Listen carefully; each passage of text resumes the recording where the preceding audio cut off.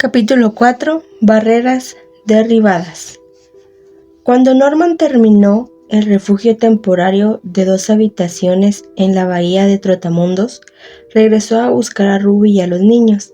Cargaron todas las pertenencias en la lancha Melanesia y arribaron con una terrible tormenta. Era el año 1932. Los aldeanos los miraban con desconfianza y no permitían que los recién llegados cambiaran alimentos frescos para ellos o la tripulación de la lancha. De noche, los mosquitos los atacaban en masa hasta que Norman concibió la idea de quemar viruta mojada y espantarlos con el humo. Sin embargo, se alegraron al descubrir que, a pesar de las constantes picaduras, la malaria prácticamente no existía en esa región. Su salud mejoró enormemente mientras estuvieron cerca de la bahía. Como su casa se encaramaba en la ladera de una montaña, en los días lluviosos patinaban y resbalaban por el sendero barroso hasta la aldea de abajo. Sin embargo, una calle corta hecha por el gobierno pasaba por el medio de la aldea, libre para todos. Como a Norman y a Ray les encantaban esas caminatas, Norman y Ruby lo llevaban a menudo con la esperanza de hacer amistades.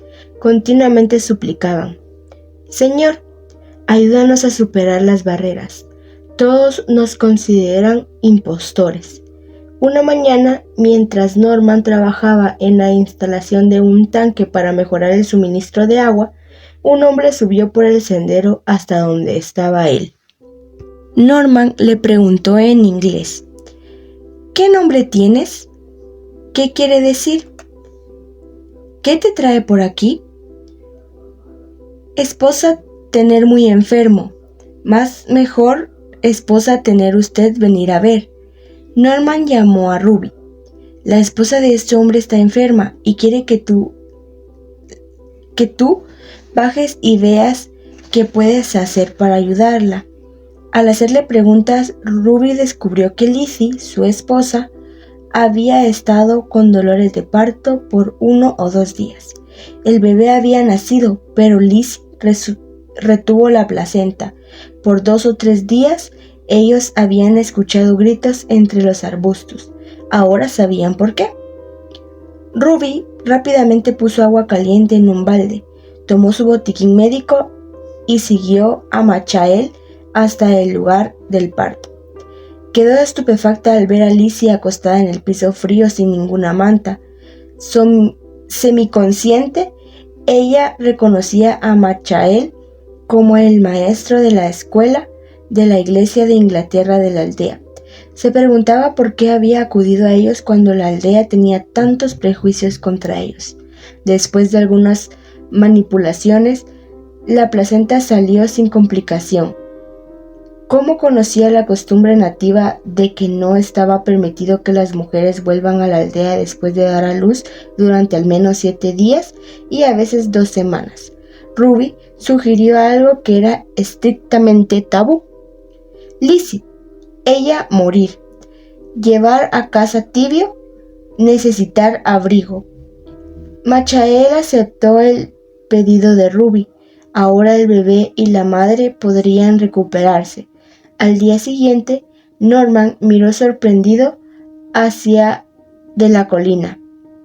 «Ven, Ruby», la llamó. «Mira el aluvión de mujeres que suben por vuestro sendero montañoso cargadas con canastas llenas de alimentos. Vayamos a recibirlas». Llenas de sonrisas explicaron en pidgin, que era su idioma: «Lizzie, ella vivir, pequeñinos comer». ¡Qué ofrenda de gratitud por salvar a una madre y a su bebé! Muy agradecidos, los misioneros aceptaron la comida mientras las mujeres le ponían en la cocina improvisada. Después de que se fueron, la feliz pareja reunió a sus hijos y se arrodillaron a orar. «Gracias, Señor. Tú abriste un camino para derribar la barrera y poder hacer amigos en esta aldea. Por favor, envía a tus ángeles para ayudarnos a comprender el plan de Dios para que reciban tu reino eterno». Desde ese día los aldeanos acudían para ser tratados de sus muchas enfermedades. Los misioneros ponían inyecciones, vendaban llagas y ayudaban cada vez que se los llamaba. El amor formó un vínculo firme entre ellos. La tripulación de la lancha se sumaba a ellos mientras caminaban por la calle hasta el puesto misionero católico. Al visitar cada hogar, la tripulación en su propio idioma les contaba historias bíblicas de Jesús a los ávidos niños y a sus padres. El sacerdote estaba perdiendo la confianza de la gente, así que ideó un plan astuto. Convencería a los ignorantes de que su poder superaba al de los misioneros blancos. Para demostrar lo que decía, le dijo a la gente que él podía hacer que la sangre de Cristo cayera del cielo. Esta caería sobre todo el que fuera a arrodillarse para recibir el perdón del pecado. Previamente el sacerdote había hecho arreglos para que un muchacho nativo se escondiera en el cielo raso de la iglesia con un gallo recién degollado. En el momento preciso apretaría al gallo sobre un pequeño orificio y la sangre fluiría. Funcionó por algunos momentos y la gente se convenció. Entonces el muchacho habló con voz fuerte y clara. Sangre tener este cucarazo sacar, terminar, más mejor ustedes matar un cucarazco más.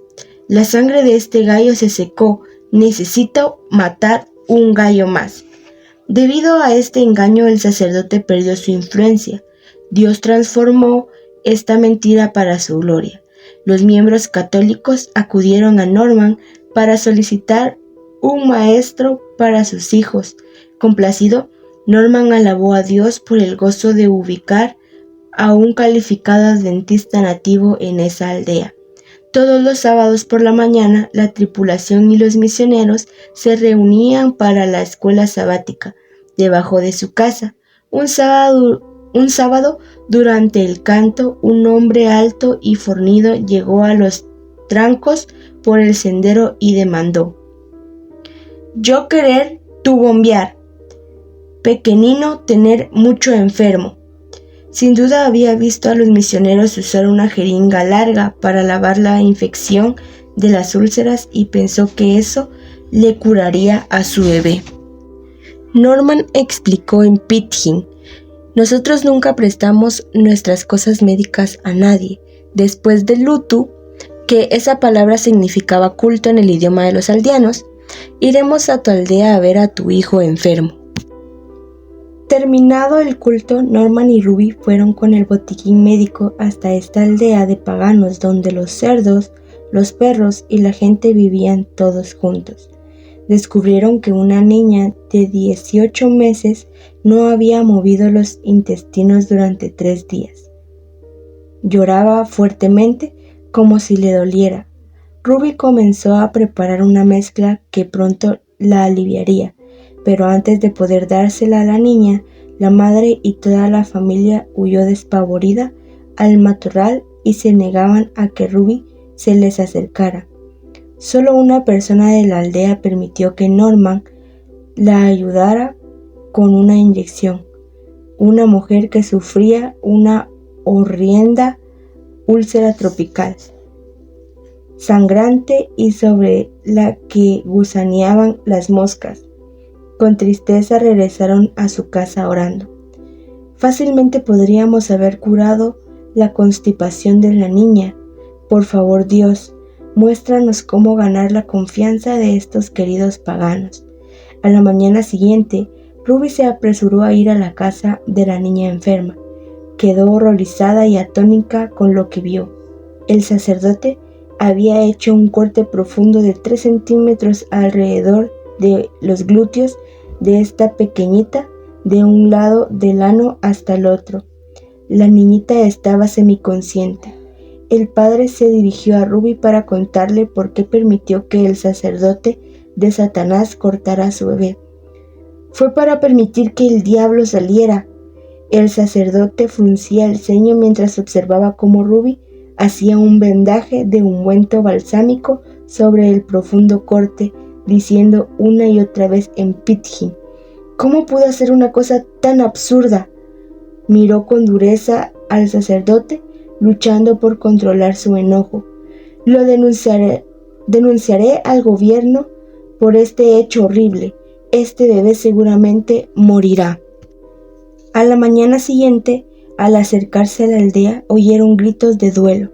La madre estaba sentada sobre una tablilla de madera sosteniendo a la pequeña bebé. Ruby se sentó a su lado, la abrazó y lloró.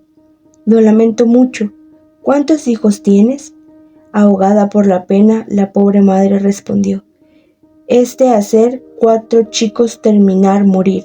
El corazón de Ruby se quebró al pensar que sus 2 hijos, abrigados y felices en casa, comparado con esta pobre madre que había perdido a sus 4 hijos por ignorancia.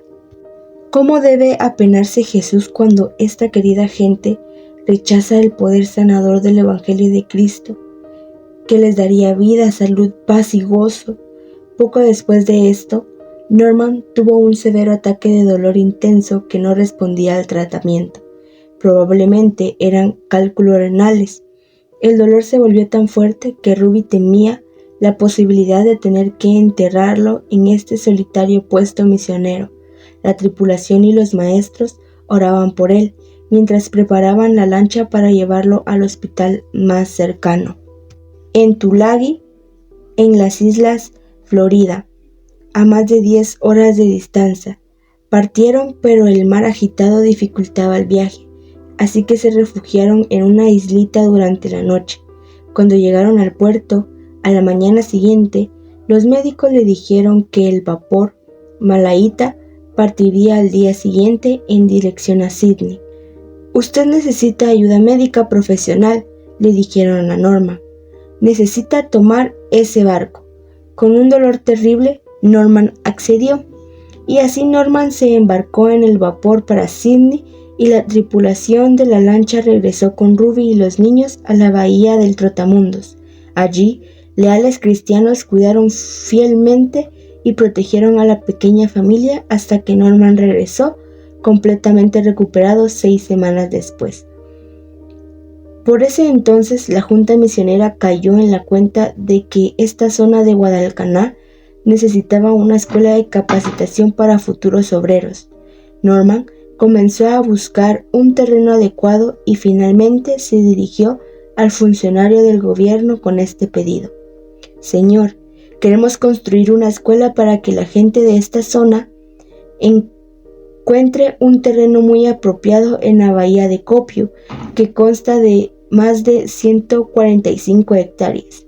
Esta propiedad está ubicada a unos 10 kilómetros de la costa del estrecho de Marau.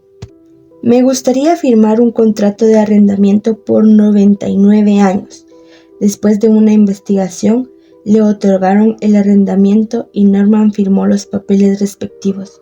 El dueño, un jefe, puso su impresión del pulgar junto a la firma de Norman, con lo que quedó legalizada la construcción de una escuela.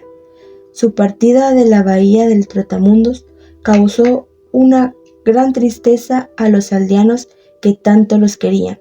Ruby nunca olvidó a la madre que había perdido a sus 4 hijos, que se aferraba a ella llorando. «Mamá, mamá, ¿qué haremos cuando te vayas?». No muchos en esta aldea católica decidieron cambiar su mentalidad y su culto, pero Ruby y esta madre, tristes, se despidieron como buenas amigas. Norman alabó a Dios por este traslado a una zona más adecuada. La misión en expansión necesitaba más maestros desesperadamente. Con ayuda de los lugareños, comenzó a despejar la selva que crecía cerca del borde del agua. Primero, Norman construyó un cobertizo temporal de 2 habitaciones en la playa, con materiales de la selva. Tenía paredes de bambú y un techo de hojas secas. Cortó sicas para el piso, cerca del cobertizo que hacía de cocina afuera. puso 2 piedras enormes donde Ruby podía cocinar sus deliciosas comidas sobre el fuego que ardía en medio de ellas. Cuando se mudaron a esta casa, cerca de donde anclaban la lancha, los niños gritaban de alegría y ahora podrían jugar todo el día en el agua, con Ruby observando mientras trabajaba. La nueva ubicación tenía ventajas y desventajas. Lo único que tenían para bañarse y lavar ropa era un arroyo de montaña. Mientras Ruby llevaba la ropa hasta el arroyo, la fregaba sobre las rocas y la secaba en los matorrales, a los niños les encantaba hacer que remaban en la tina galvanizada para lavar que ella había usado. Con la bendición de Dios, la propiedad de la misión de Copiu demostró ser productiva. Las huertas prosperaban. Norman hizo planes para futuros edificios. Un constructor contratista de Sydney, el señor Richardson, llegó para construir una casa permanente para obreros sobre la colina. Mientras tanto, Norman comenzó a trabajar en edificios considerables, hechos de materiales autóctonos para la sede de la misión. Primero una iglesia, luego una escuela y después hogares para los alumnos. Para poder abrir la escuela lo antes posible, la iglesia servía como aula temporal durante la semana. Después de años de vivir en estructuras primitivas, la familia Ferris se alegró en extremo por la comodidad de su nueva casa bien construida. Sin embargo, el nuevo lugar era un criadero de mosquitos de malaria. Nuevamente, la familia debió luchar contra esta miserable enfermedad con las repugnantes y amargas pastillas de quinina que los niños odiaban.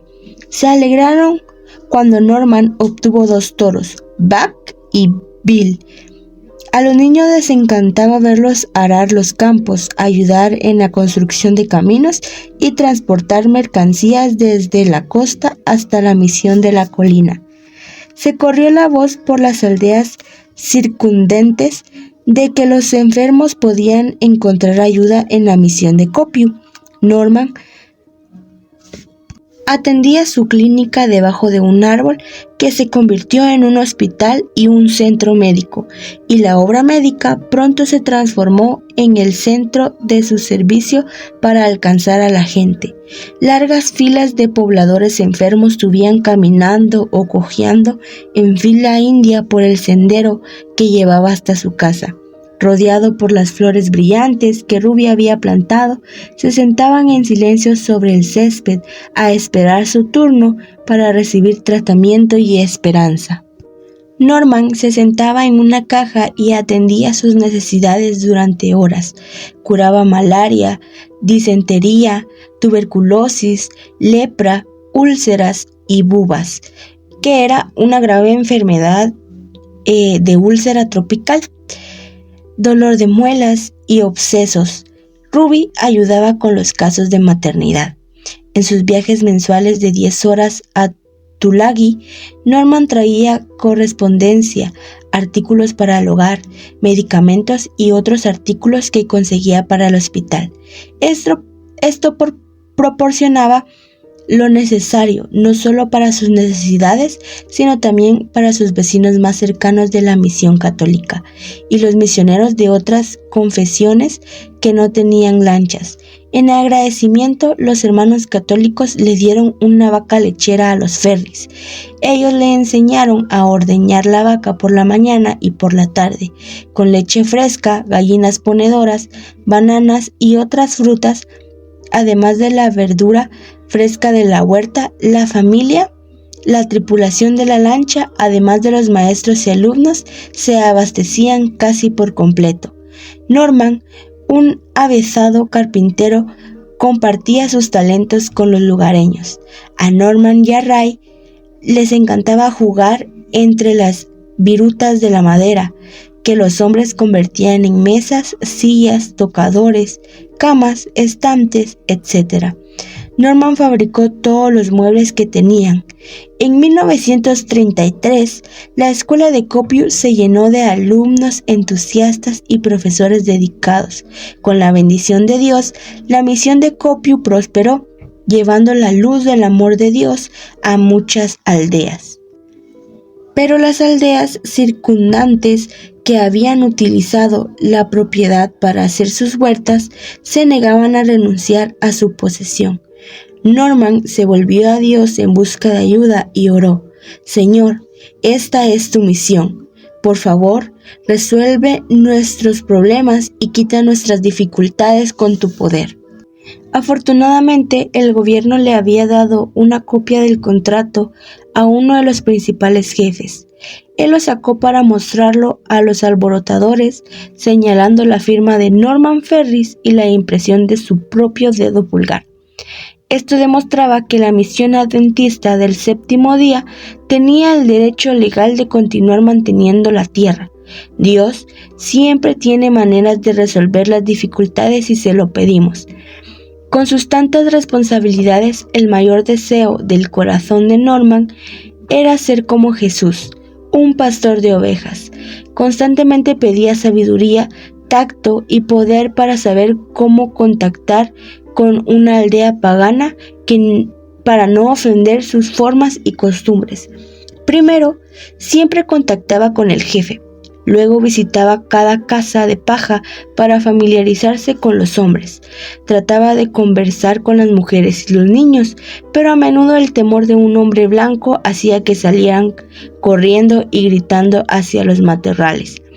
Casi cada sábado por la tarde, la familia Ferris disfrutaba de su acostumbrada caminata entre las aldeas a lo largo de la costa.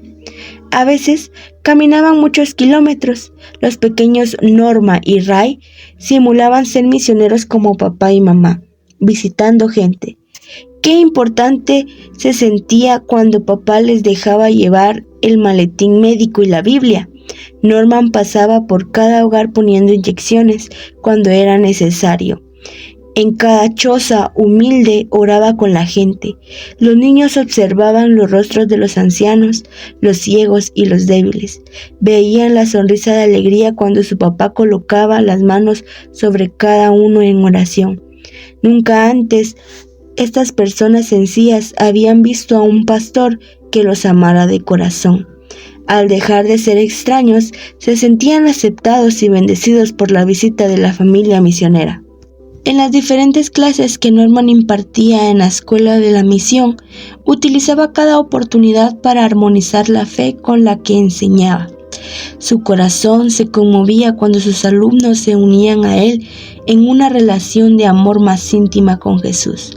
Los desafiaba a vislumbrar a ese Dios que los incluía a ellos en el Salmos 8:5, el cual dice: «Lo has hecho poco menor que los ángeles y lo coronaste de gloria y de honra». Los ojos de los niños y las niñas se abrían asombrados al comprender el plan de Dios. ¡Qué alegría será cuando algún día en la tierra nueva, los salvos por la gracia de Dios, ellos, los jóvenes de las Islas Salomón, tengan incluso una relación más íntima con Dios que los ángeles que nunca cayeron? Norman alababa a Dios a medida que veía que estos jóvenes de la escuela de Copiu pronto servirían como líderes para llevar el evangelio del amor de Dios a sus aldeas y tribus.